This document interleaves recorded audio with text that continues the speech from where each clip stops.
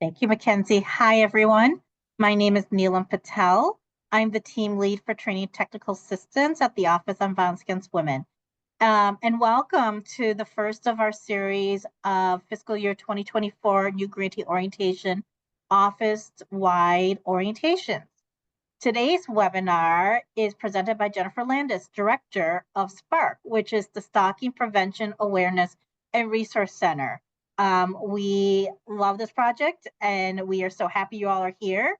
And Jennifer's also going to talk a little bit more about what January is, which January is the National Stalking Awareness Month. So take it away, Jennifer, with your presentation. Thanks, Neelam. Hi, everyone, and congratulations on your OVW award. You should all be very excited, and we're excited to work with you as a TA provider.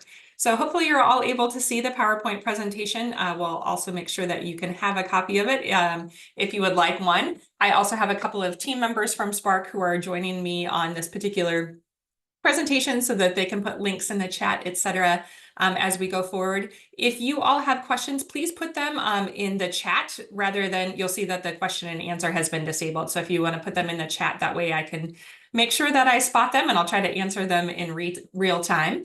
As Neelam mentioned, we are a TA provider, a training and technical assistance provider for the Office on Violence Against Women. So this is their disclaimer that lets all of you know that what I'm about to present today are the views of us at Sparc. We are a project of Equitas, which is our parent organization that focuses on providing training. And this particular project, the Sparc project, is focused on increasing awareness and understanding of the issue of stalking. So if you haven't already become familiar with Sparc, I would encourage you to check out our website. One of the things that I was adamant about when we started the Sparc project was really making sure that we had a website that was useful for all of you in the field. I came from the field as well. I spent 10 years as a domestic violence and sexual assault advocate, 10 years in a state coalition, and then started Sparc in 2017. And so I know what it's like to have too much on your plate, to feel like you're always struggling to find the latest resources and things that are helpful to actually do your job. So one of the things that we're going to do at the end of this webinar is just take a quick tour through the Sparc website, so I can point out some of the things that might be helpful to all of you as you're in the process of implementing your grant award. So I know that some of you are new grantees, some of you are grantees, I would say old grantees, but continuing grantees. And we wanted to make sure that you all had the opportunity to hear a little bit of information about Sparc and what stalking is and how it might show up in the work that you're doing, but also give you some of those direct resources that you can use. As Neelam mentioned, January is also Stalking Awareness Month. So we're very excited that we got to kick off the OVW orientations because we spend the entire month helping all of you figure out how do you promote awareness and understanding on the issue of stalking. So I'm going to highlight some of the January materials that we have available for all of you as well. So without further ado, we're going to jump right into the materials today. One of the things that we want to really start focusing on and have a conversation about is knowing that some of you are ICJR, the Improving Criminal Justice Response grantees, your LAV grantees, you're working within the court system. Many of you are used to using a framework of your state statute to identify what stalking is. But we're also going to talk a little bit about the behavioral definition of stalking for a couple of different reasons. Number one, we know that that is oftentimes what victims might understand to be stalking. It's going to create kind of a common ground for all of us to discuss these particular issues. And as we look at this definition, we already find that as we go do training across the country, we'll ask places, how are you doing on stalking work? Are you seeing lots of stalking victims or offenders through your system? What does this look like?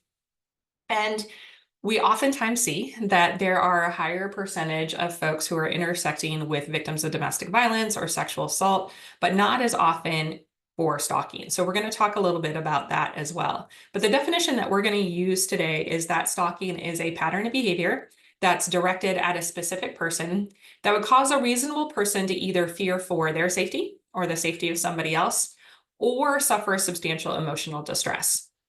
Now, I know some of you are listening to this webinar and thinking, I've been doing this work for a really long time. Why do we have to start with something so simple as a definition of stalking?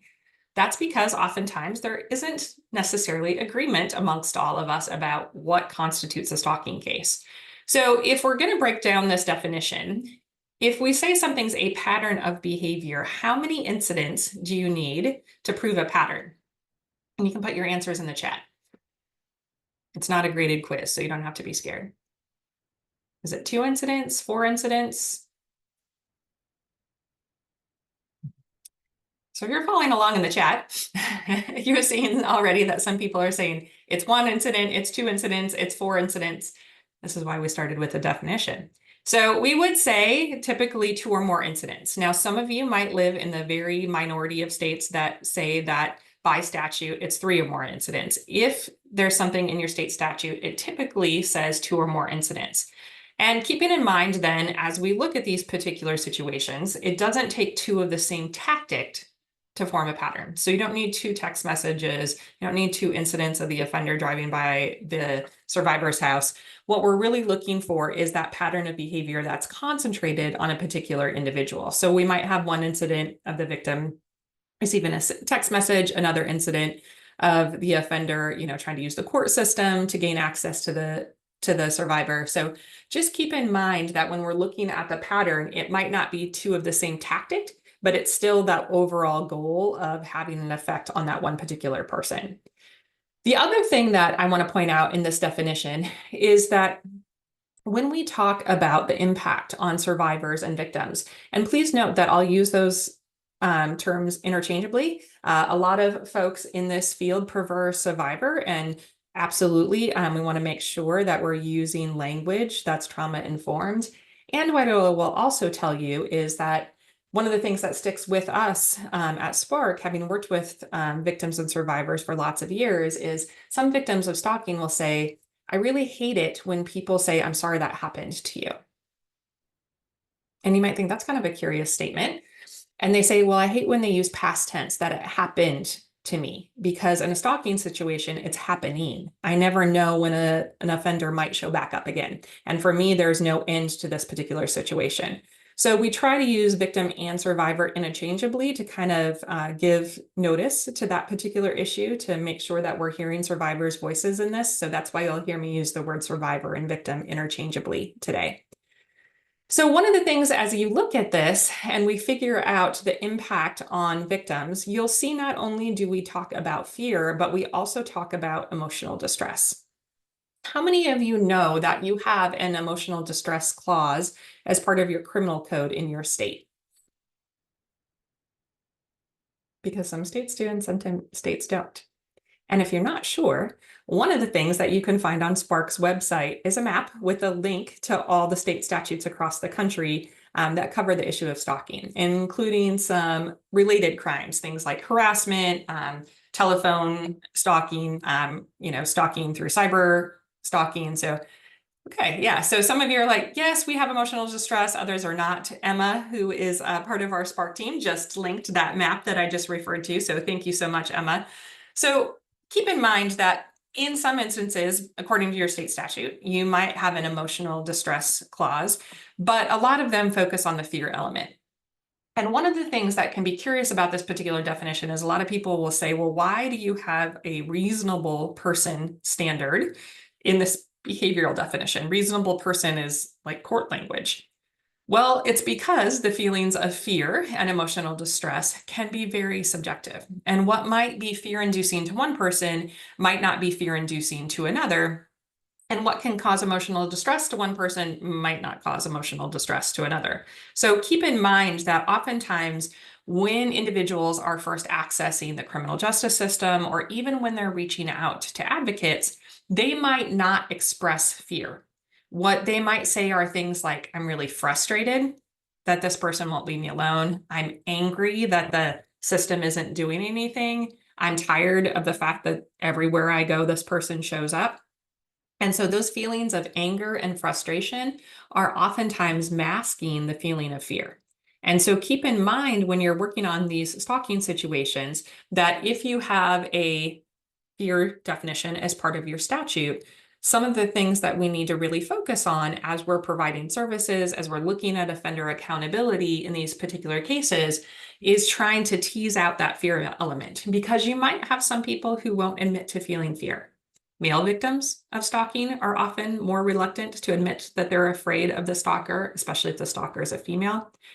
So as we look at this definition, one of the things that we really want to focus on is that context, and understanding that the context of these particular situations is really key to understanding what's happening. Because oftentimes we're given one little snippet. We get one dispatched call, we get the police report that happened when officers went out on scene. Victims might be calling a hotline, giving us one piece of information, and we're really given one piece of the puzzle when we're trying to look at and discover how do we put those other 500 pieces of the stalking case together. And understanding that context is very critical, because there might be something that happens that's fear-inducing to the victim that wouldn't be fear-inducing to the rest of us. So it might be things like getting a certain gift. It might be getting flowers and a card that says, "I'll always love you," because the rest of us read that card as, "I'll always love you." And the victim reads it as, "I will always love you." And you can't tell context and you can't tell tone in things like notes or gifts or text messages or DMs. And so it can be difficult to try to figure out how are we building the context of this particular case, not only in order to prove it, say, for instance, within the criminal justice system or the civil justice system, but also so that we can do adequate safety planning. If we don't understand the context of that situation, we're not going to adequately be able to safety plan with the survivor in these situations. The other thing that makes stalking crimes so difficult is that oftentimes we are criminalizing non-criminal events. It is not criminal to send somebody a text message, to show up on their Facebook page, to send them a DM, to show up at a baseball game. But it might become criminal when we look at it within the context of a stalking crime. And that's where it's really important to kind of zoom out and look at the bigger picture. Let me give you a better example. So say, for instance, a police report comes in like this. Victim calls dispatch to report that 8 o'clock in the morning, she goes out to get into her car to head to work, and inside of her locked vehicle on the driver's seat is a Corona beer bottle cap. Now, I have just made all of you the responding officer on this particular case. Okay, so if you've always wanted the chance to say, "I would do this better," here's your opportunity. So you're all the responding officer on this case. First of all, we have to look at, would an officer even be sent out to something like this? Depending on the jurisdiction that you live in, maybe not. I'm curious from all of you, in your area, would your local law enforcement respond to a call that came in like this? Would they send an officer out?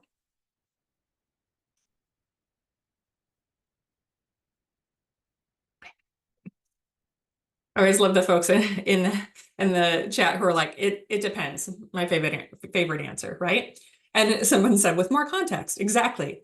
So keep in mind that as this comes in, we might not even know about the situation, right? We might not have an accurate history. We don't know if officers would even respond. And if they did go out, okay, in this jurisdiction, they did, because this is an actual police report. In this jurisdiction, they actually did respond. And what they found was that the victim goes on to say that after they call and say, there's this locked car, there's a Corona beer bottle cap on the driver's seat. They go on to say that yesterday they celebrated their 2-year anniversary of being sober. And they got a bunch of messages from people in their AA group congratulating them on that sobriety, and that they believe the suspect actually put the Corona beer bottle cap inside of their vehicle to mess with them, because seeing anything related to alcohol is an emotional trigger for them. And that the only way that the suspect would have known that it was their sobriety anniversary is because the suspect's monitoring their messages. So because I have just made you all the investigating officer, what questions do you have for the victim? What do you want to know? What context things are you asking? Okay, someone said the history. Keep going.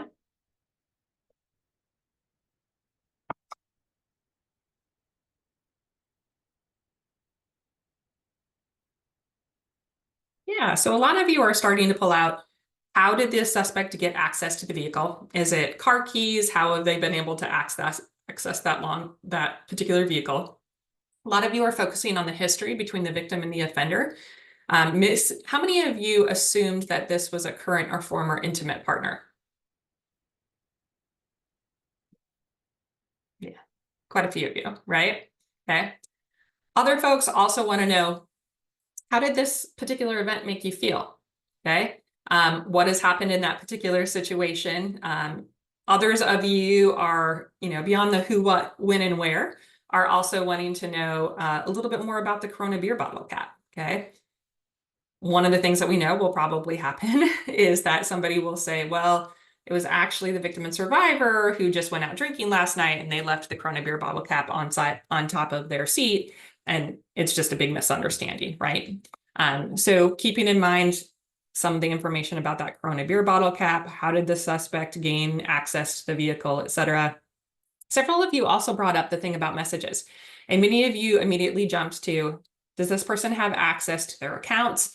Do they have access to their phone, et cetera? One of the things that is always surprising to me is when we do this exercise in in-person training, a lot of people say, well, I assumed that it was text messages.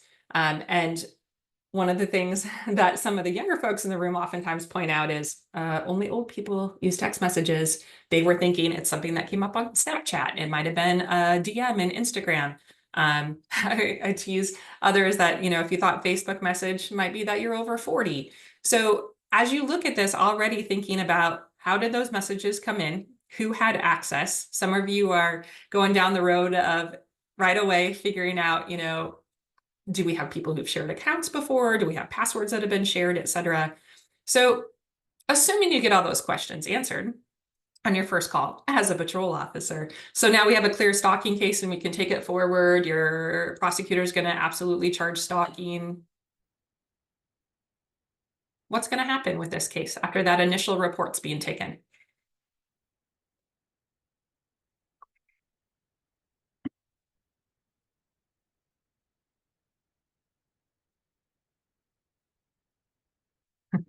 Lots of you are saying more investigation, which is also something I want to ask about is in some instances, if the victim identifies who the stalker is in this particular situation, when someone would make contact with the suspect, would that happen if the survivor said, I just wanted you to know that this happened, but don't make contact with them because I'm afraid it's going to make things worse. Okay. Is it going to be a documentation report? If a lot of you were saying, we're not even going to have the bandwidth for law enforcement to even go out and take a report. Okay. Some other folks are saying, well, you know what, this is going to be referred on to, say, for instance, the domestic violence detective. What if this is somebody that was an acquaintance? Somebody that she met in the beginning of her sobriety journey. Lots of folks across the country have responses to stalking that sit within the response to domestic violence. And so people say, well, this would get referred to our family violence detectives. It would get brought up at our CCR on domestic violence. And one of the concerning things about that is only 50% of stalking cases are committed by a current or former intimate partner. The other 50% are usually committed by an acquaintance. And so I challenge you to all think about the response within your jurisdiction. How is that set up to either screen in or maybe even screen out individuals depending on their relationship with a stalker? Would somebody identify that this was a stalking situation if the victim was like, no, I think it was just this person I was in an AA group with a couple of years ago. And then the responding officer is thinking, how would they have access to your messages? How would they have access to your phone? Why would they show up and let themselves inside of your car? Are you sure this is really happening? And people start to question, is the victim telling the truth? Is this what's actually happening? And all of us benefit from, oh, it's a lot easier if we have more pieces of the puzzle, but asking in a lot of these situations, what usually happens is the responding officer might say something to the victim like, well, if something else happens, give us a call. The other thing that many of you alluded to is, well, we're going to ask about the history. We're going to ask what other things has this person done? And that's a really, really excellent question if you understand stalking. And most victims don't. So if you ask them what else has happened, or have there been other things like this that have happened, victims are going to say, this is it. I don't know what else you're looking for. What do you mean, are there other things that happened? Isn't this enough? Because they don't necessarily understand all the tactics that are used in stalking cases. And a lot of times people say, well, has something like this happened before? And unless the offender has broken into the victim's car and laid a Corona beer bottle cap on the driver's seat, the victim's going to say, nope. But there have been instances of that person showing up at their gym, of them sending other text messages, of them showing up other places, of them trying to talk to their friends and family. But because they don't understand that that might be part of a stalking course of conduct, oftentimes we're relying on victims to build these cases, and we're asking them questions like, tell me what else has happened. They didn't take a class on evidence. They don't know what you're looking for. They don't necessarily even understand the tactics that have been engaged by the offender might be considered stalking behaviors. So really thinking about, how does this play out, right? And some of you are in the chat are saying, I don't know about talking to the offender right away. Like, I think we would have to gather more information. And a lot of times what happens in these cases is victims will request that the offender isn't contacted because they're worried that if somebody contacts the offender, it will just escalate the behavior. So there's a lot of places where it can be difficult to continue to build these particular cases, right? And so thinking about, as we build our response to victims of stalking across this country, how much training do the individuals in your own agency have on stalking? How much training do others within the system have on stalking? Most of us have attended numerous domestic violence and sexual assault trainings. But how many of you have had more than 5 stalking trainings in your entire career?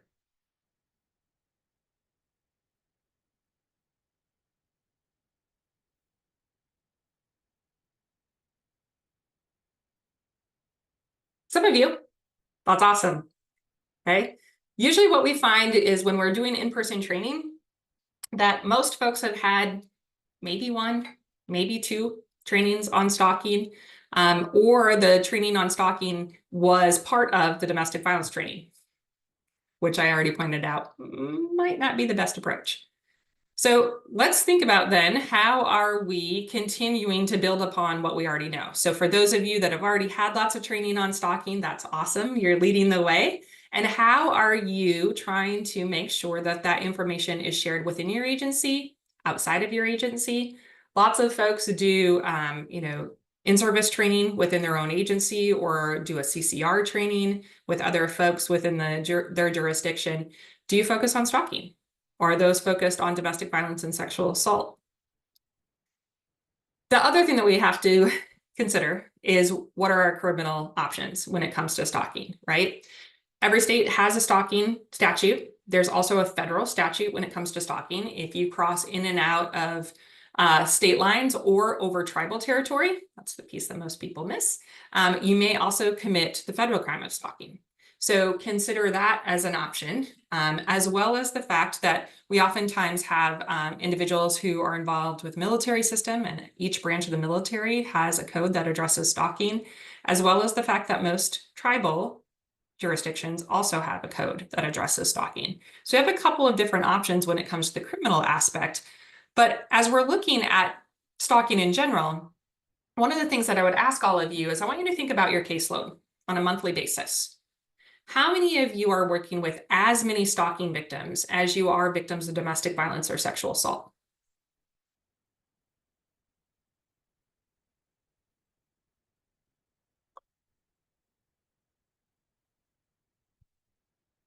The chat is not exploding with a bunch of you who say yes. Okay. Some of you are saying that we've got almost all stalking victims. And others of you are already going down the right road of, depends on if we're asking the right questions. A majority of us are not going to have the same caseload for stalking as we do domestic violence and sexual assault. Sometimes it's because where we sit, we might be in a domestic violence agency. Obviously, we would receive more of those particular situations. But thinking about the prevalence levels, 1 in 3 women and 1 in 6 men experience stalking at some point in their lifetime, which means the rates of stalking are just as high, if not higher, than domestic violence and sexual assault. which then leads us to the question of why are we then not seeing the same number of stalking victims on our caseloads as we do victims of domestic violence and sexual assault? Why are we not seeing the stalking victims?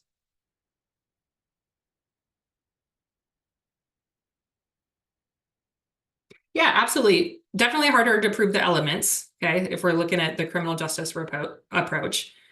Other folks are saying it's definitely underreported. Other folks are also identifying the fear, right? Yeah, it might not be as obvious that it's a crime because there's a lot of different tactics that go into stalking situations. Absolutely looking at it as part of that control that might be happening in a relationship. So it might be underreported for that particular reason. I would also argue that it's because as responders, we're not actually necessarily asking the right questions. And I say that as somebody who didn't do that. Okay. I'm not in front of you presenting this webinar because I've done everything right in my career, probably because I've done a lot of things wrong in my career, including not recognizing stalking when it was happening. And one of the things that we oftentimes struggle with is those of you who are saying, yep, we absolutely have just as high of a caseload of stalking survivors. I would challenge you to look at the relationship between the victim and the offender. I'm going to guess if you have a high stalking caseload, it's because you have a high domestic violence stalking caseload. When, as I said earlier, half of all stalking cases are perpetrated by an acquaintance. So thinking about if I were someone who, say, for instance, called into a domestic violence shelter, it's always easy for everybody to be like, oh, it's because law enforcement doesn't identify it. But I always challenge all of you who are victim service providers. If somebody called your hotline at 2 o'clock in the morning and said to a volunteer who probably hasn't had a lot of training on stalking, I really need a place to stay tonight because my neighbor keeps bothering me. Does that person who answers the hotline in the middle of the night say, ooh, this might actually be a stalking incident? Or do they say, I'm sorry, this hotline is for victims of domestic violence. Our shelter is for victims of domestic violence. You're going to need to call the homeless shelter if you need a place to stay. Because that's often how it plays out. Okay. And I'm not saying that to point fingers at any of you, but for you to consider how are victims accessing these services? How are they getting either screened in or screened out of all the different agencies within your jurisdiction? So as we look at that then, with that particular relationship, one of the things that we need to keep in mind is that we do know that women experience stalking more often than men, and that a majority of the victims know that the offender is a male. So even when we have male victims of stalking, in half the time, the offender is another male, not a female. And that oftentimes happens because they have a female in common.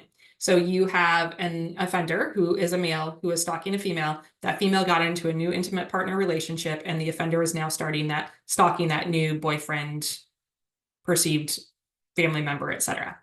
That said, one of the things that we know about stalking is that a lot of the dynamics and statistics are still emerging. We don't have a ton of really great sound stalking research. So as you look at some of these dynamics, like the 1 in 3 women and 1 in 6 men, this is also not reflective of folks who identify as non-binary, of the trans community. So know that we also see higher levels of stalking within the LGBTQ community, and that as we're designing our services, what happens if people are responding to a male victim, a male perpetrator, a female victim, a non-binary perpetrator? How are you identifying and working with individuals who might be the most marginalized and might be even more hesitant to reach out for help? I would also encourage those of you who have college campuses as part of your jurisdiction, or you're working on a college campus, to consider the fact that 18 to 24-year-olds experience the highest rate of stalking. But these cases are challenging, okay? We already talked a little bit about how that simple scenario of somebody calling in to say, hey, there's this Corona beer bottle cap, leads to maybe no one responding, maybe people questioning the mental health of a survivor. If somebody goes out, they only have a little piece of information. They're asking about history, but it's rare that that responding officer in the Corona beer bottle cap situation would be like, I think this is actually the first incident in a course of conduct directed at a specific person that might cause a reasonable person to feel fear, and we have a stalking case. That probably doesn't happen.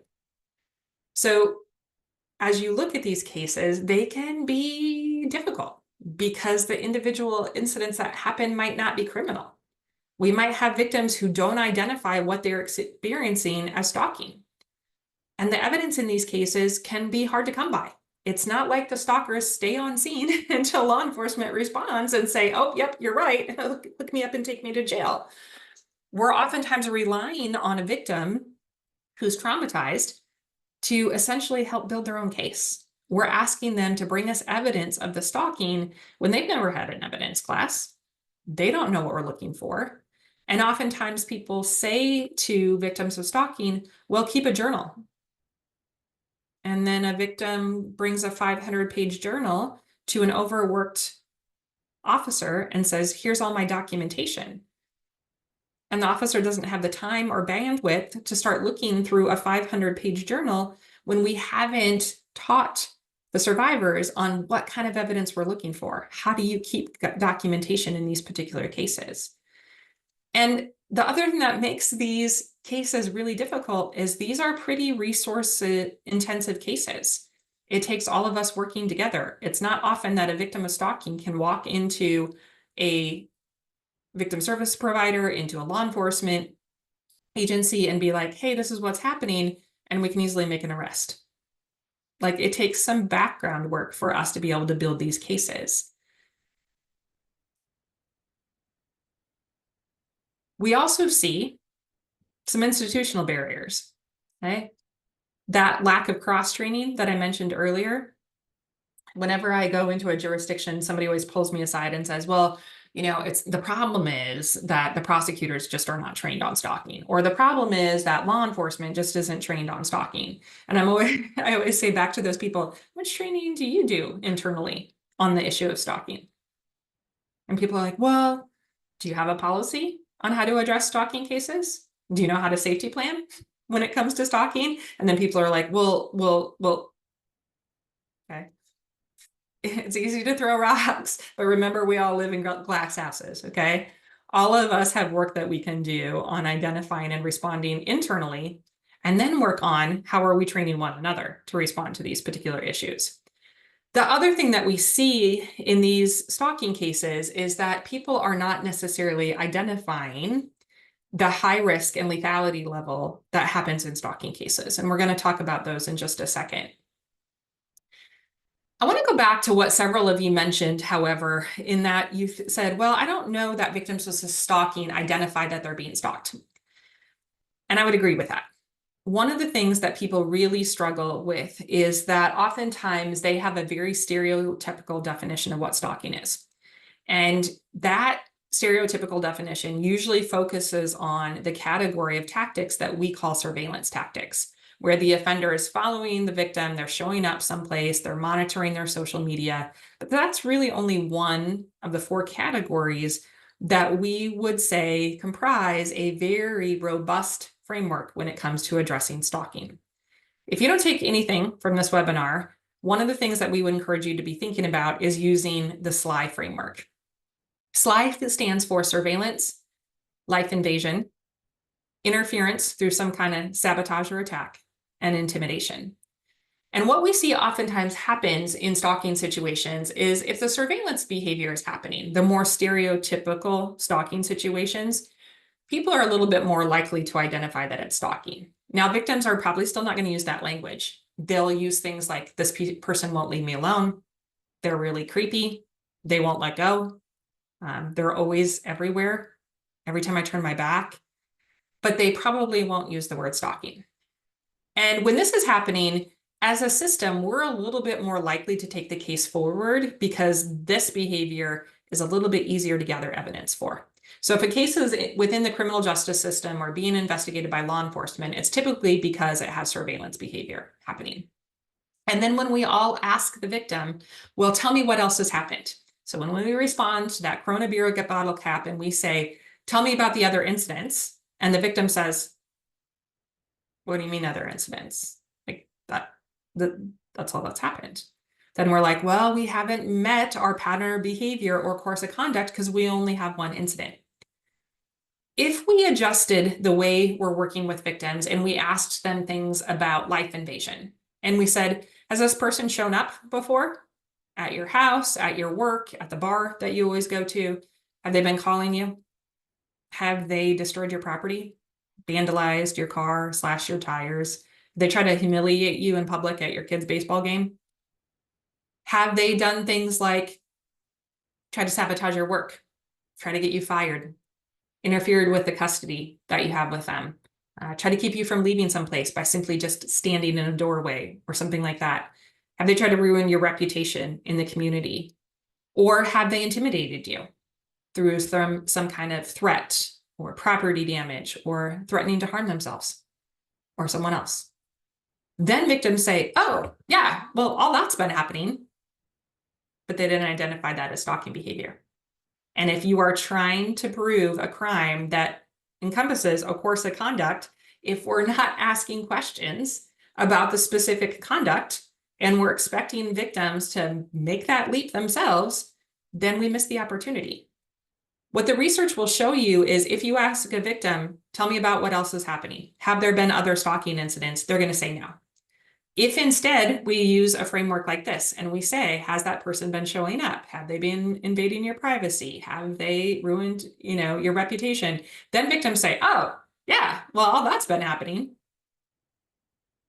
Wouldn't you rather use questions like that can help victims thoroughly think through all the different incidents and then have 11 or 12 incidents that you can bring forward to charge, to potentially document, to look at building a case, rather than just the one?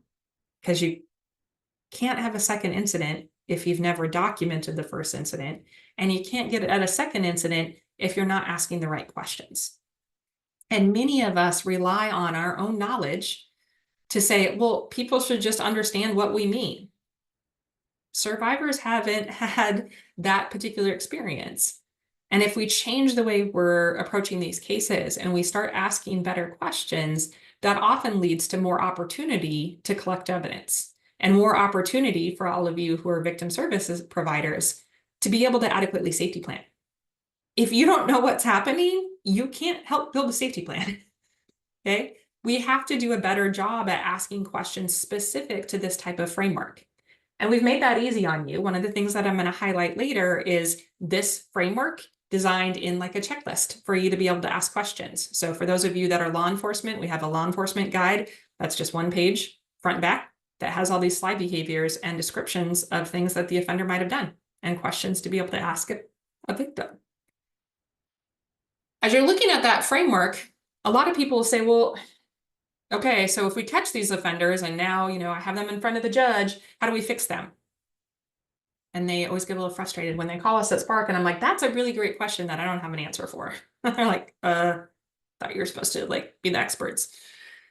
Because we don't know necessarily what motivates stalkers. Some of them are doing it because they're trying to seek affection from a victim. Many of them are doing it out of power and control, which should hopefully sound like domestic violence. And some of them are doing it because they're trying to commit a crime, and that crime is sexual assault. But when we look at the approach to fixing offenders in these particular situations, there isn't a ton of really great research on what type of sentencing is appropriate, what does this look like, et cetera. What we do know is for things like civil protection orders. In stalking cases, if a civil protection order is entered in half of all the stalking cases, with that civil protection order in place, the stalking stops. And I know all of you are thinking, what? I don't see that. We're not usually in the business of having survivors contact us and tell us something worked. They're usually all contacting us because something didn't work, okay? But we know that oftentimes there might be options like a civil protection order that might be appropriate. And people will say, well, how do I know if it's going to work? Ask the victim. They'll tell you. Do you think a civil protection order is going to be effective? They're like, no, that person's going to walk right through it. Okay. Doesn't mean we still don't explore options of getting one, but they'll oftentimes have a really good pulse on whether they think it's going to actually deter the offender's behavior. And as somebody pointed out, a civil protection order might be a strategy because in a lot of jurisdictions, if a civil protection order is in place, it's also a felony if the stalking is happening because the civil protection order has been in place. One of the things that I would encourage you all to be thinking about, if you're like, hey, you've nailed this stalking response, we got it down in our jurisdiction. Do you charge stalking in your violation of civil protection order cases?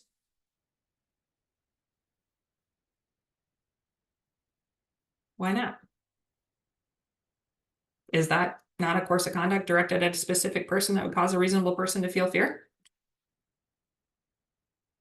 Violation of a civil protection order is many times also a stalking case. Okay, so think about that.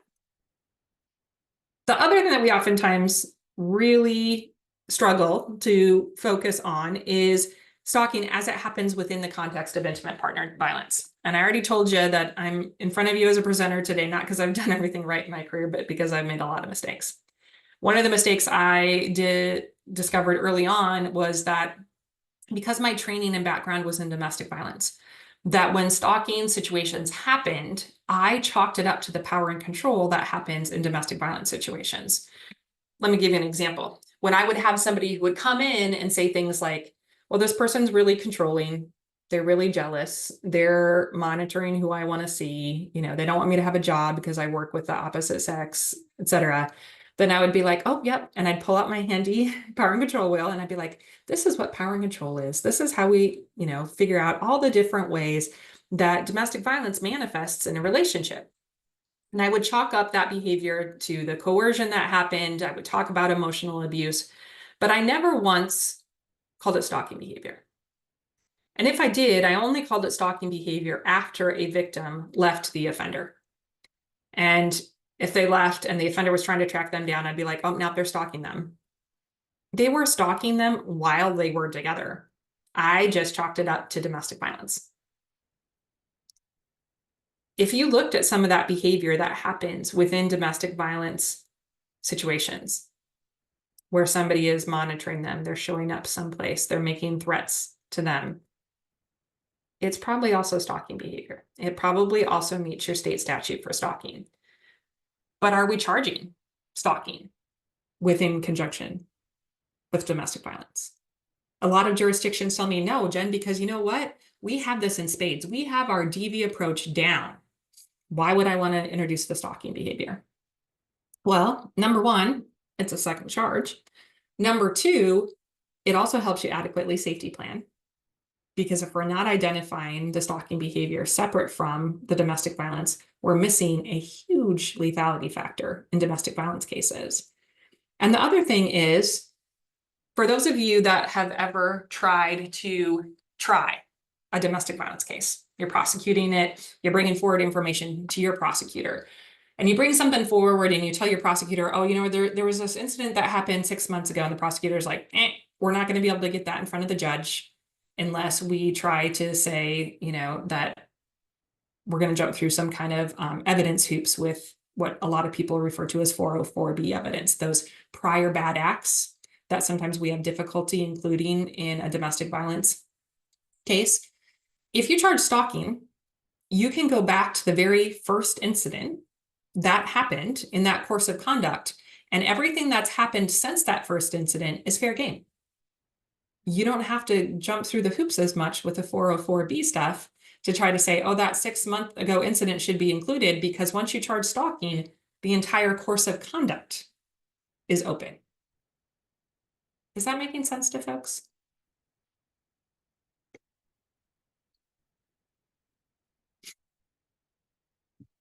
Uh-oh.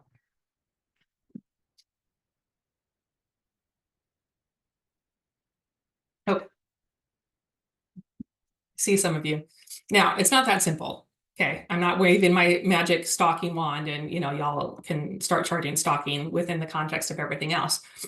But if I've started to mention a couple of things that are starting to make you think today, maybe we can do some additional training. Maybe it's something that we can help you facilitate in your own jurisdiction and figure out, well, what does this look like?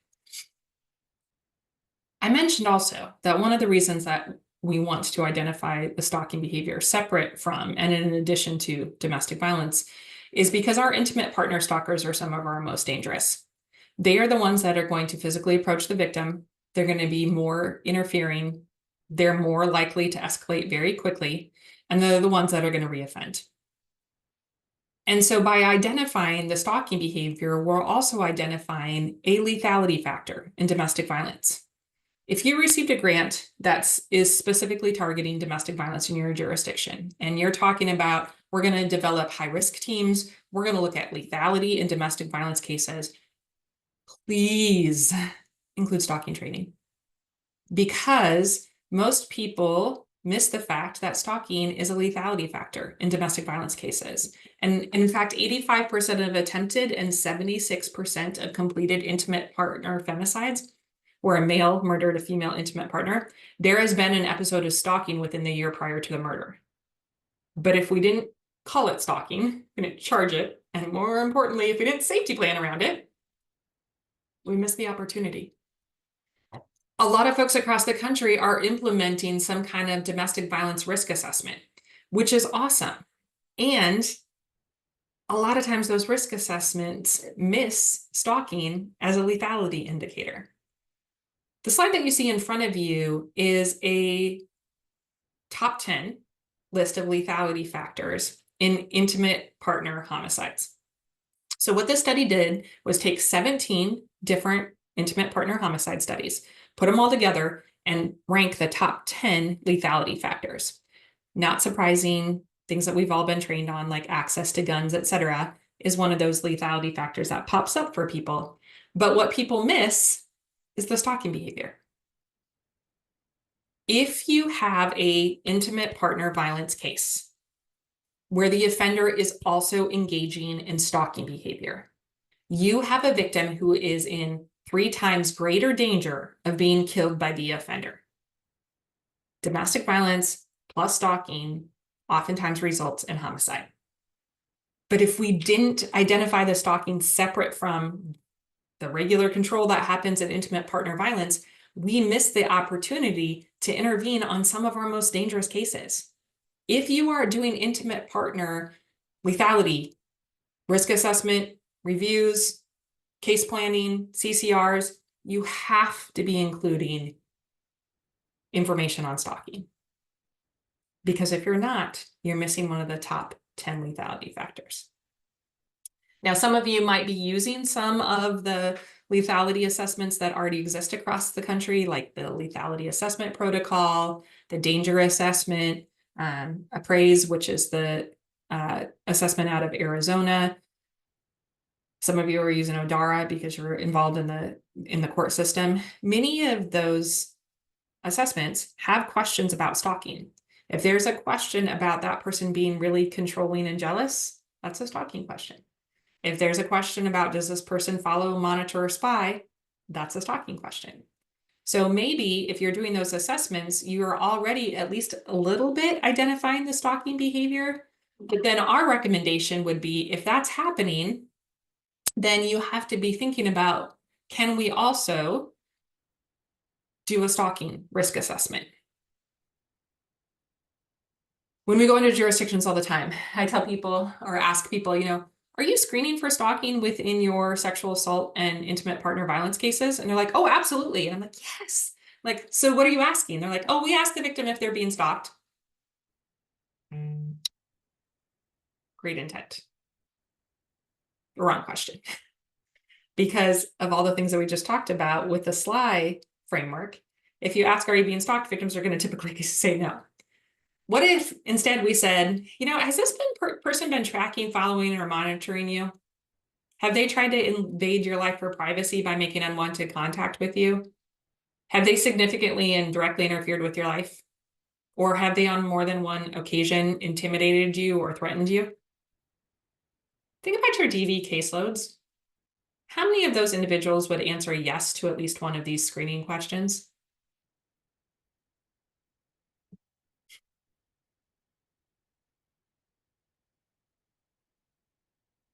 A lot, yeah.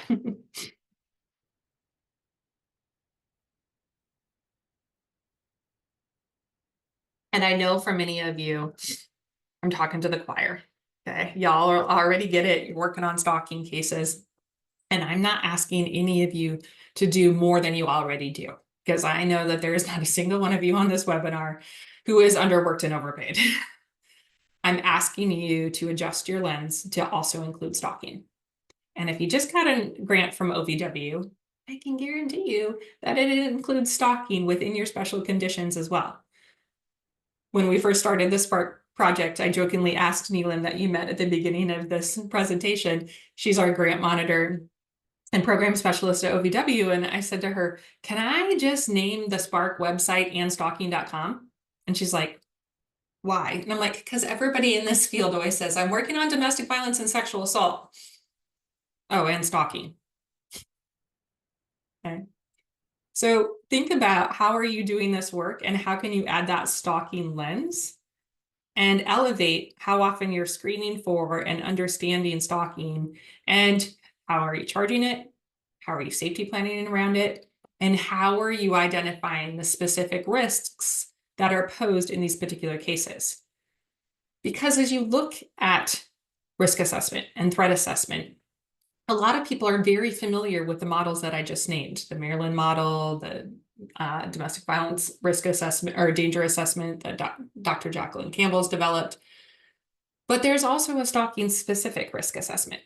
How many of you are familiar with the fact that there is a specific stalking risk assessment?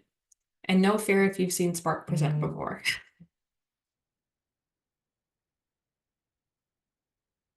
Couple people brave enough to say yes. They're saying no. Yeah. Yep. And someone's naming it in the chat. And we're going to talk about it in just a second. That said, this particular tool that I am going to be covering and talking about here in just a second is just that. It's a tool. Okay, it's one thing that you can put in your toolbox to use on these particular cases, but keep in mind that victim and survivor's perception of risk is always going to be better than any tool that we give you. Okay. The tool that we recommend is called SHARP. It stands for the Stalking, Harassment, Assessment, and Risk Profile. It was developed by Dr. T.K. Logan out of the University of Kentucky. And Dr. Logan is the same person who also developed the SLY framework. She developed that framework after talking with thousands of stalking victims across the country. And I always kind of think of like the SLY framework as kind of like the power and control wheel of stalking. Like it describes all those different behaviors. And she came up with a SHARP assessment after years of identifying that there were specific risks that increased the likelihood that someone was hurt or killed in stalking situations. And so thank you, Emma, for linking the SHARP assessment. The thing that I really like about SHARP is that it's giving you two different things. It's giving you a risk assessment or risk profile about the stalking case, but it's also giving you a safety plan. Now, I know that you are all excellent at safety planning, but we all safety plan differently. I always joke with the law enforcement that we train with and interact with a lot that, you know, they safety plan a lot of times around stalking cases by saying things like, let's make sure we have good lighting, make sure somebody walks you back and forth to your car. Do we need a ring camera? Can we get a dog? And the advocates are oftentimes focusing on things like, how are you eating? How are you sleeping? Both are correct. But you also can't many times focus just on the tactical safety planning without addressing the emotional safety planning, because the emotional safety planning is what is going to build up your rapport with a victim and allow them to continue to be able to participate in your criminal justice case. Because if they're not being supported, if they're not being supplied with information, if they're not addressing their basic needs, they're not going to be able to participate in a criminal justice process. So both of those things are important. And what SHARP does is it looks at the 14 risk factors in stalking cases. It looks at, first of all, the course of conduct that's been happening in this particular stalking case. So it's going to analyze the SLY framework. It's also going to look to see if there's been an escalation or a potential trigger. Now, spoiler alert, if you all are involved and you are part of the criminal justice system, there is a potential trigger because somebody's looking at accountability, jail, probation, revocation, whatever it might be. There's a potential trigger coming up with a court case. It also looks at the nature and context of the threats. What is the offender threatened and how capable are they of making good on those threats? How persistent have they been despite the victim's resistance? And what's their motive? Are they trying to get back together with the victim? Are they trying to engage in a relationship? Are they engaging in proxy stalking, which is when you use a third party? A good way to find evidence of proxy stalking is to listen to jail phone calls, where the offender will be calling the victim and saying X, Y, or Z, or they're calling a friend and they're saying, hey, I can't contact the victim because my calls are being recorded, but you go over there and you tell the victim they better drop this case, they better blah, blah, blah. Okay. Really great evidence to use to add a stalking charge, to add an intimidation of a witness charge, to add forfeiture by wrongdoing, meaning that the offender's done something that the victim's not going to show up for the hearing, etc. Sharp also looks at the stalker's history. Not only their history of abuse with the victim, but with other people. It also looks at their history of guns or weapons, if they've had training on that. So are they military, former law enforcement? Do they have a criminal history, a mental health history, or a substance abuse history? And how persistent has the offender been in contacting the victim? Is the victim fearful of what will happen? Do we have an offender who's using technology? And how vulnerable is our victim as it relates to things like housing, relationship with the offender, do they share custody, etc. So what Sharp does is actually go through a set of 48 questions. And I know that's where I just lost all of you. You're like, 48 questions, Jennifer, time for that. It'll take about 10 minutes to do a Sharp assessment. For those of you who have done Sharp assessments, go ahead and throw it in the chat how long it takes you usually to do an assessment. Because the questions are on a Likert scale. So they're like very likely, not likely. And so they're pretty easy to do. The nice thing about Sharp is you can find it online at the link that Emma put in the chat, which is coercivecontrol.org. And once you do the assessment, it will print out two things. It will actually print out the risk profile. So it'll say things like, based on this case, there are 8 out of 14 risk factors. And then it'll also print out the accompanying safety plan. And so if it's safe for a victim to take it with them, they can take the safety plan with them, because we know that trauma oftentimes affects people's memory, and they might not remember what you safety planned with them around. Are there questions on the Sharp assessment, especially for those of you who are new to that concept?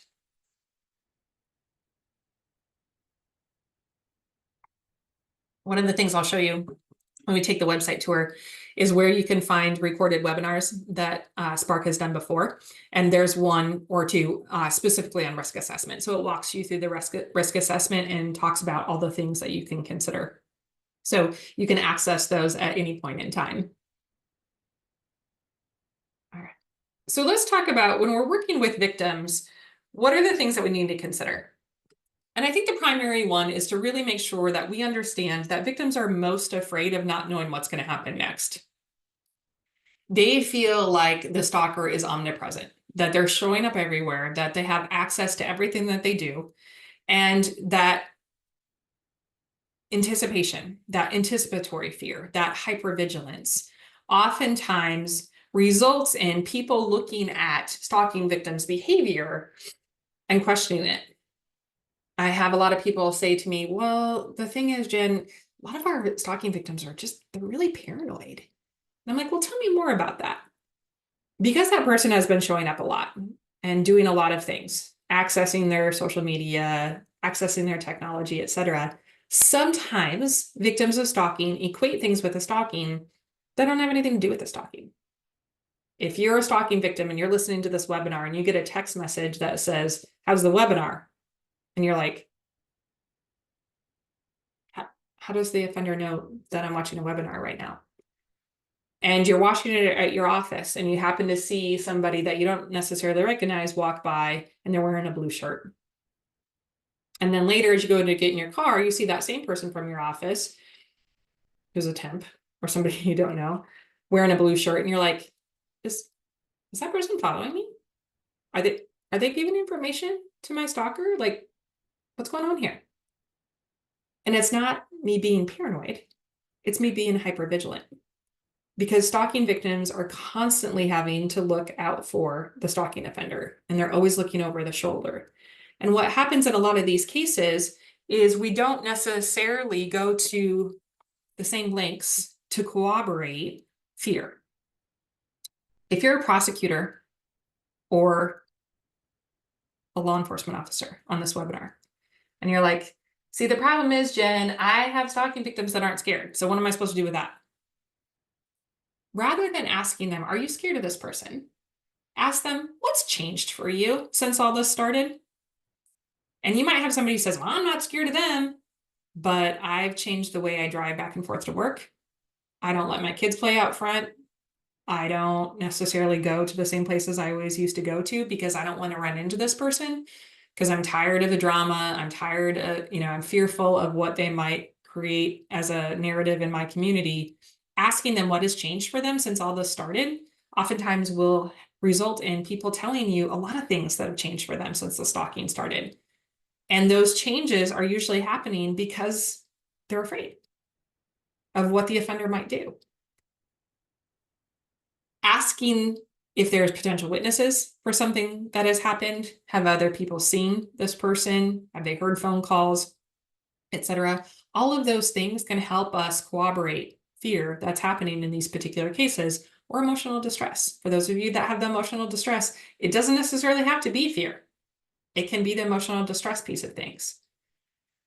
And as we're working with stalking victims, really making sure we're focused not only on their safety, but how are we advocating for them? How are we helping them document things? And how are we making sure that they have the support that they need? One of the things that I would recommend that you all have available, and I would encourage you all to think about, do you have packets of information that you give victims who come to your office? I guarantee you, if you're working on domestic violence calls, you do, because it's probably part of your victim rights laws in your state. What kind of information do you give stalking victims? Do you have stalking brochures? Do you have things like incident logs that can help them keep documentation? We actually have this incident log on our website, available in about 12 different languages that you can download. And on one side of it has information where you can keep the log about what's been happening. And on the other side of it has the instructions to victims on how to keep the log. And Emma just linked it in the chat. So thank you so much, Emma. This kind of information can be really helpful. It includes things like date, time, description of the incident, where it happened, if there were any witnesses' names, and if the police were called. How many of you have ever had a situation where somebody says, well, we already called the police, and you're having dispatch check your records, and you're like, we've never been called out to this place before, because they called county, or they called the jurisdiction where their mom lives. And they think that all law enforcement agencies share some magical database in the sky that you can see if they've contacted law enforcement before. And they don't understand jurisdiction. And so having this can be really helpful in these particular situations so that you can gather information about what has happened in other jurisdictions, okay? I know some folks are putting in the chat that they either have like a QR code that brings up this type of information. If you're interested in things like brochures, etc., there are links on our website to be able to order them. And I'll show you all that when we do the website tour here in just a second. But this particular documentation log can be really helpful because a lot of times when we're telling victims to just keep a journal, we're not telling them what we need. This is what we need right here. But we don't tell victims that. And this allows them to be able to keep some of that evidence so that when they bring it in, it's laid out in a little bit of an order that makes it a little bit easier for us to be able to investigate these particular cases. We all know that oftentimes when we're working with a victim of stalking, that because of the trauma and everything that they've experienced, they're kind of all over the place. And we're like, okay, did that incident of the offender driving by, that happen in April of this year, last year? And they're like, I don't know, it was warm out. And you're like, okay. This can be helpful in these types of situations to have an advocate work with a victim. If law enforcement gives them a documentation log, if it's safe for them to do so, for them to be able to keep some of the evidence in these particular cases.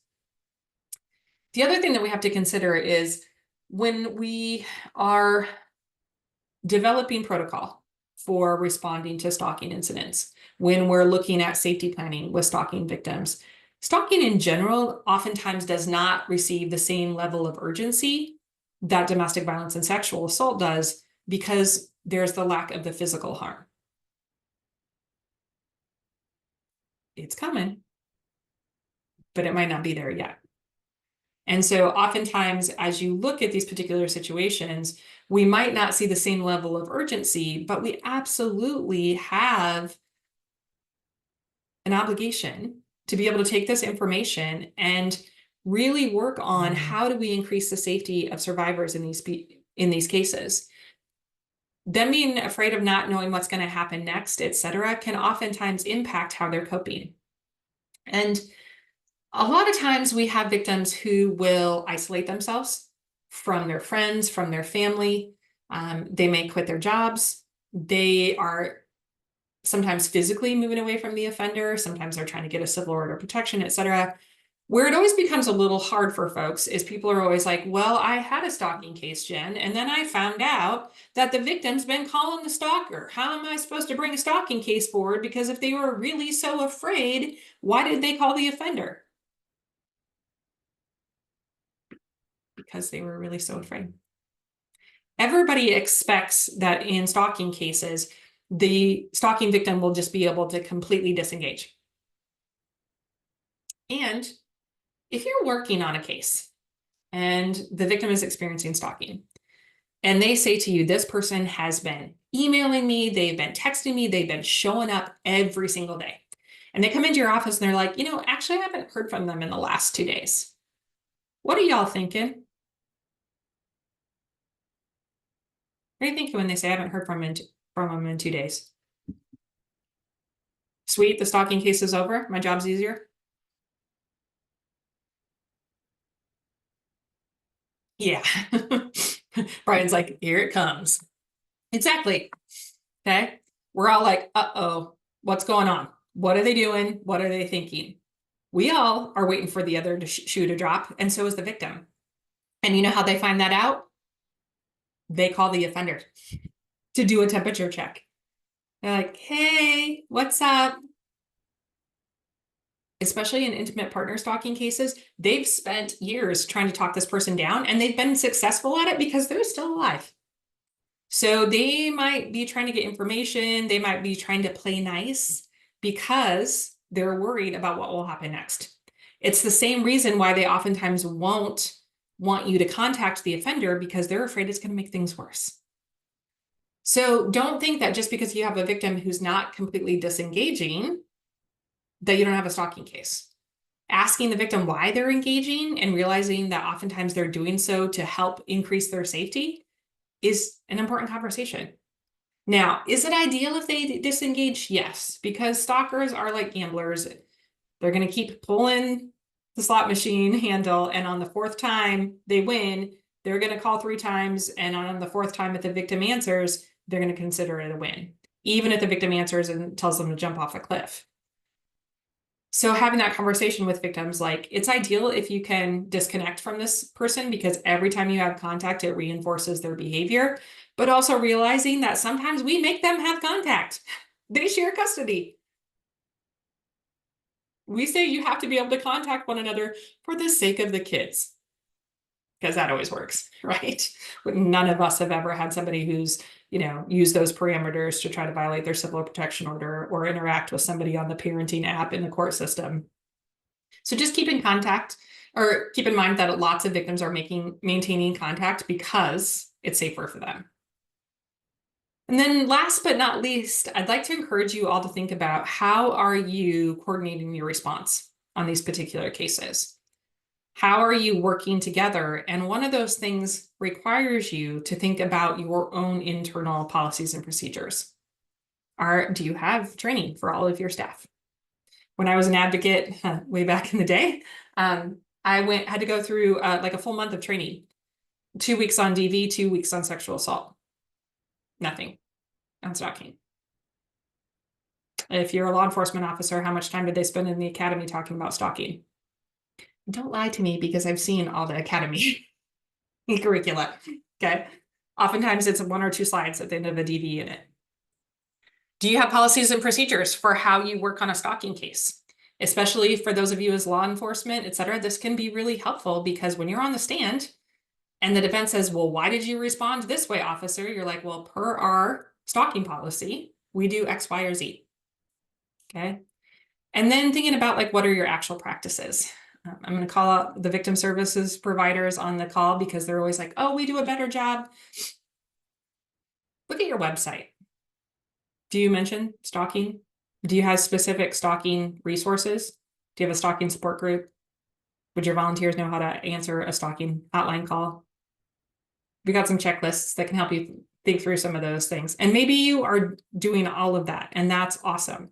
I've often had people say, well, Jen, we work with stalking victims all the time. And then I'll look at that victim service provider's website and I'm like, I don't even see the word stalking mentioned on here. So if I am a victim of stalking and it's not an intimate partner situation, would I know that I could go to Family Crisis Center for services if their website doesn't even mention stalking? Things to consider. Okay. And again, I'm not pointing fingers. I'm just asking you all to consider what you got going on when it relates to stalking. Okay.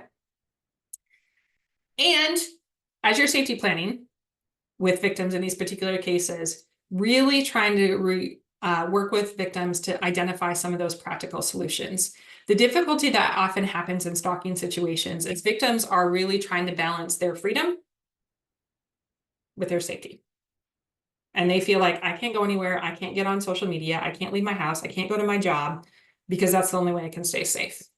So how are we working in tandem to increase the accountability for the folks who are engaging in this behavior so that victims don't have to isolate themselves and struggle to balance their safety with their freedom? All right, so what we're going to do now is we are going to take a little tour of the website. So hopefully are y'all able to see the website now? Should be sharing it with all of you. Somebody will just let me know in the chat just to make sure that okay. Yay, thank you, Shannon. All right, so you're at this Sparc website, and across the top, you'll see some of our information here. I want to start off with highlighting some of the things that we've talked about in this particular webinar. So where you'll find a lot of the resources that I discussed are under this professionals tab.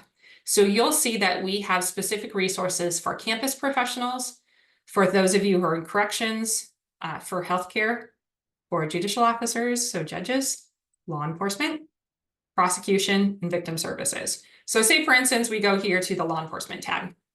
You'll see on here that we have all of these resources available for law enforcement. So they can be things like, how do you identify stalking on a call for service?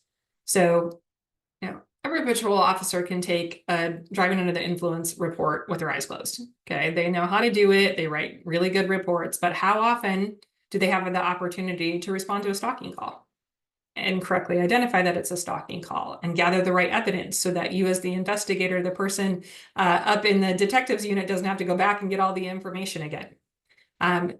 We have information about investigations and report writing. This slide tip framework that I mentioned. Remember how we talked about, here's some questions that you can ask for each of those slide categories about the specific tactics. This is like, okay, has this person waited outside of your office? They showed up unexpectedly. Have they gone through your mail? All available for you right here on the website. Okay. We can also look at some of the things that we suggest for training.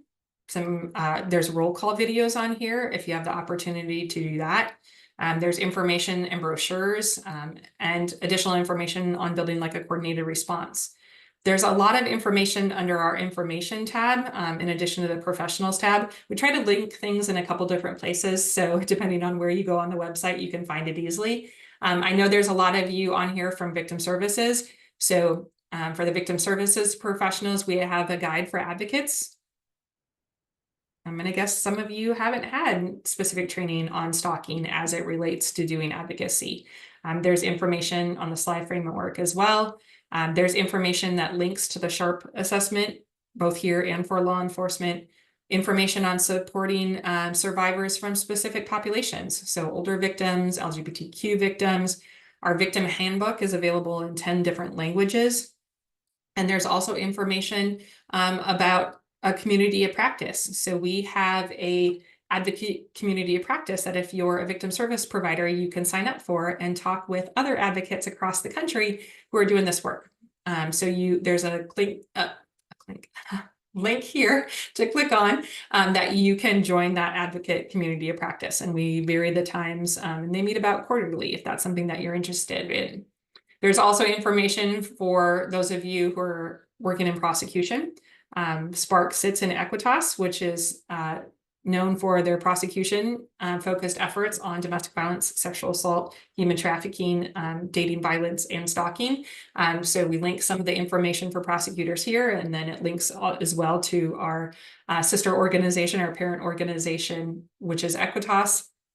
For those of you that are working on campuses, a bunch of information about increasing awareness on campuses, etc., including workshops that you can lead, how do you do stalking investigations for Title IX, etc. Under the information tab is where you can find a lot of the things about our stalking laws. And so Emma had linked it earlier in the chat, but if you just hover over your state and click on it, then it'll bring up the state statutes in your state that have to do with stalking, as well as information for specific populations. So some of those that I highlighted earlier for working with immigrant victims, for working with LGBTQ victims. If you're also involved in supervised visitation and safe exchange, there's information on here, as well as a ton of fact sheets and infographics on the connection between things like stalking and domestic violence, stalking and sexual violence, technology information. And then because it's January, our favorite month, it's Stalking Awareness Month. So every January is Stalking Awareness Month. One of the things I would encourage you to be thinking about is if you do stuff for Domestic Violence Awareness Month or Sexual Assault Awareness Month, are you also doing stuff for Stalking Awareness Month? That lets the community know that you take this issue seriously. So if you click here for January, we have tried to make it as easy as possible for you to share information. So there's a chance to attend webinars and watch recorded webinars. So if you click on our recorded webinars, which we call the Sparchives, you get our sense of humor, great. If you don't, sorry. The Sparchives here has a list of all the webinars that we've done and goes through some of those webinars, and they're recorded, etc. on here. So the ones on risk assessment, etc. are on the Sparchives. We also have information on how do you request a training. A few of you are like, okay, you're kind of saying some stuff. We think we might need a new training. This links to the training request form on our website. So you can just request a training from us here. Keep in mind, because you are receiving OVW funds, we provide training to you for free. It doesn't cost you anything. We fly our trainers out. We do the only thing that we ask you to do is get the venue. Okay, so you can absolutely request a training. We do virtual trainings as well. If that's easier for you, you can ask for a virtual training. There's information on here about ordering those brochures that we talked about. So as Emma had linked it before, you can order brochures for your office and we'll send those to you. Please be kind to us if you are requesting those right now in January, because we're backed up with orders because it's January. But there's also information on doing public education programs. The things that I would also call out, we've got a day of action coming up in just a second, and I'm going to highlight that in just a moment. Brochures are covered by the OVW grant, but we send those to you for free, Philip. So if you request a brochure from us, we send it to you for free. And we have them available in English and Spanish. So you just make a request on our website, let us know how many are requesting, then our volunteers mail those out. So see if there's anything else that I want to highlight on this particular page. I think this is covering a lot of the things that we're doing in January. We'd really encourage you, if at all possible, if nothing else, if you click on this one that says share daily social media posts, we already have social media posts that you can share throughout the month of January for each day of the month. So you can share it, today is January 7th. So if I want to share the January 7th post, I can just click on this post right here, and it already has things sized for Instagram, Facebook, etc. You don't have to do one every day. You can choose the ones you like the best and share them on your social media. But it's a really great opportunity if you have a social media presence to let victims in your community know that you care about the issue of stalking. So you're elevating that issue. So all of these are all ready for you to go. You just click on them, download them, really simple to use and very easy to implement, including things that are going to talk about our day of action, which I'll talk about in just a second. But as we're on the website, does anybody have any specific questions? And as Emma said, if you follow us on social media, again, a little glimpse into our sense of humor on the Sparc team. Our handle on social media is follow us legally. If you follow us, you can just repost our posts as well and make it even easier for you. Now, at least one person appreciated it in the chat.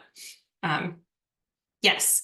So I did say you can request additional training, and it is covered as an OVW training. So we come out for free. All you do is if you go here to the training button, see right here where it says requested training. We also have e-learning courses available. We've got those recorded webinars, etc. But if you go here, right here where it says requested training, and you scroll down, it's just a Google form. And so Emma, who's on this webinar with me, will get your training request, and then we will reply to you all and work to find a date that works with you all. We're usually pretty accommodating depending on how long a length of time that you want, etc.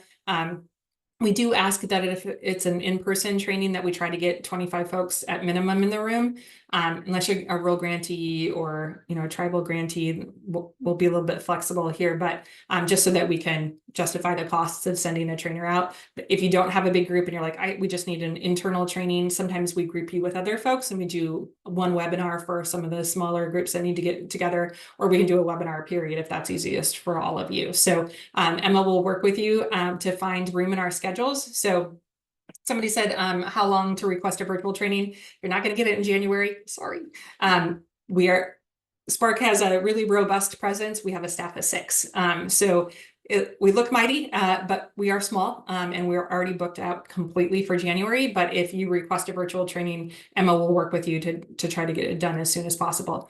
If you can't do that, one of the things that I would encourage you to do if you're like, oh, but we should do something for January, which we would want you to do, is if you click on this upcoming training, we put all the webinars that we're going to do on this upcoming training button. So yesterday I hosted a webinar with some survivors where we talked about their particular experiences, et cetera. And we've got another webinar coming up on January 23rd.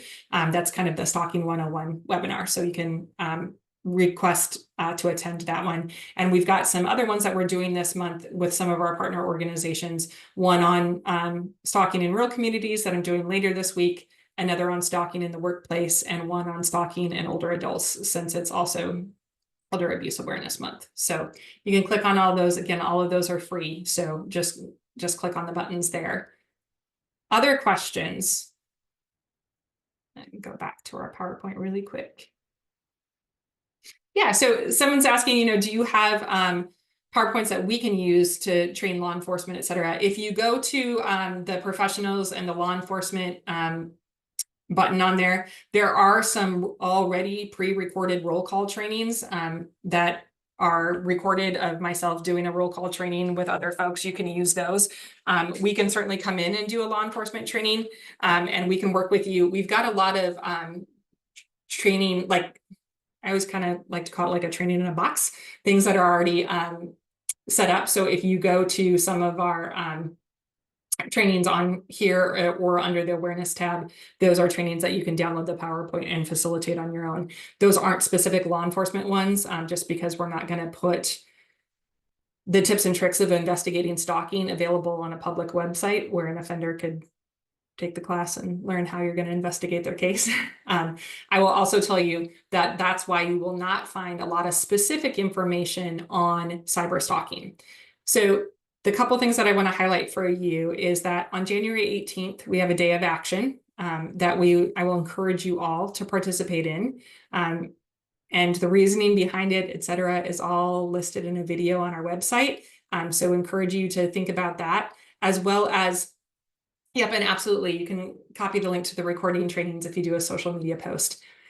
Our 2 projects that specifically focus on cyber stalking and cyber crimes. We have a Just Tech project that's for the investigation and prosecution of online abuse. that we are awarded from the Office on Violence Against Women. So this is aimed at law enforcement and prosecutors, as well as we just received an award to create the National Resource Center on Cyber Crimes. So it's going to be similar to Sparc, but have resources specific to cyber crimes. So those projects are beginning. I know some of you are grantees on the local law enforcement cyber crimes grant. And so know that there's resources that are coming out for that. The material won't be as publicly available as some of the other things on the Sparc site because we don't want tips and tricks to be available to offenders. So just know that we'll be putting a lot of information on our website about how you access those things. So that website, again, if you didn't catch it, is stalkingawareness.org. And then this is my contact information. We're available as an OVW TCA provider to all of you. So hopefully I've sparked some ideas for you as you are thinking about your response. So please reach out to us for training, for technical assistance. That's what we're here for. We love our jobs. We love being on the ground with all of you. So please reach out to us if there is something that we can do to assist all of you, including things like, we have this particular case. Can you just brainstorm with us what some of the possibilities are? That's what we're here for. So if you go to the website in the contact us form, it has everyone's email on our team. So you can certainly contact us there. So, all right. So I'm going to kick it back to Neelam because I know that Neelam will probably want to jump on here. So Neelam, you want to? Thank you so much, Jen. I told you all it's be a great webinar. It's a great resource. And I absolutely love working with Jennifer and their team and Sparc. So please visit their website for all the resources and contact them for any training or TA needs. So this is the end of today's webinar, and tomorrow we do have a webinar with NCAL, the National Clearinghouse on Abuse in Later Life, to give you an overview of their TA project and their resource center as well. So I hope you're able to join us for that. And if not, that will be recorded. This one will also be recorded and put into the different orientation boxes on TA to TA. So bye, have a nice evening, everyone, and see you tomorrow. Thanks, Neelam. See you tomorrow.